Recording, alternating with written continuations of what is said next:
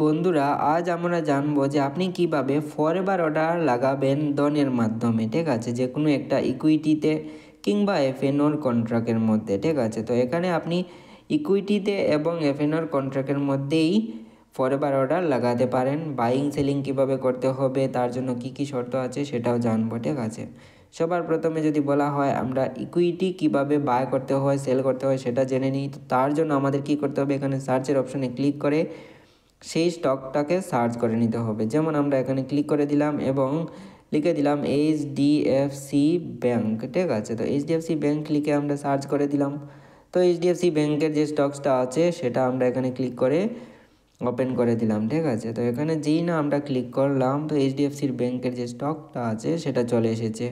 Forever অর্ডারের অপশনটাও এখানে চলে এসেছে। তো এটাতে ক্লিক করে আমরা ফরএভার অর্ডারটা লাগিয়ে দিতে পারবো। ঠিক আছে, যেমন এখানে সিঙ্গেল অর্ডার, এটার মানে এই যে আমাদের টার্গেটটা হিট হয়ে গেলেই স্টকটা সেল হয়ে যাবে কিংবা বাই হয়ে যাবে। ঠিক আছে, এখানে বাই সেলের অপশন আছে, সেটা আমরা সিলেক্ট করে নিতে পারি।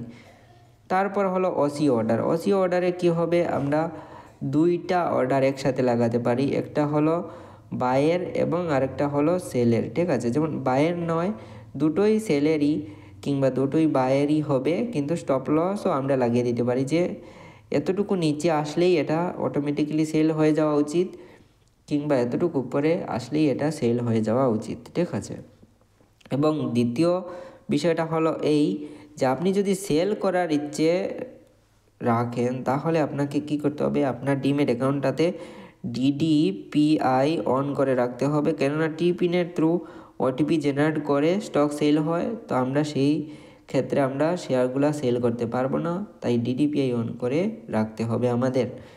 এবং পোর্টফোলিওর স্টকটাই আমরা সেল করতে পারবো, কখনোই আমরা নিজের শর্ট সেলিং করতে পারবো না। ঠিক আছে, শর্ট সেলিং সম্ভব নয় মানে ফরএভার অর্ডারের থ্রু।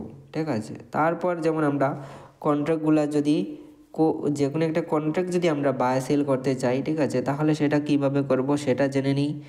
তো তার জন্য আমাদের কি করতে হবে, এখানে সার্চ করে নিতে হবে। যেমন আইসিআইসিআই ব্যাঙ্ক লিখে দিলাম এবং এটার একটা কন্ট্রাক্ট তো চলেই আসবে এখানে। ঠিক আছে না, এটাতে যেই কন্ট্রাক্টগুলো চলে এসেছে, তো আমরা এখান থেকে যেমন পুটের একটা কন্ট্রাক্ট নিয়ে নিলাম। ঠিক আছে, তারপর এখানে কি করব, আমরা এখানে দেখো ফরএভারের অপশন চলে এসেছে। তো সিমিলারই বলতে পারো, এটাতে আমরা ক্লিক করে দেব।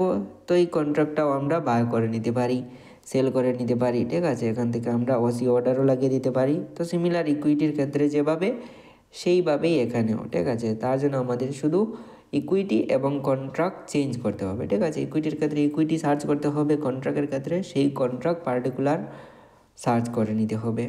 তো আশা করি এতটুকু তো বুঝতেই পারলে যে ফরএভার অর্ডার লাগানো হবে কিভাবে।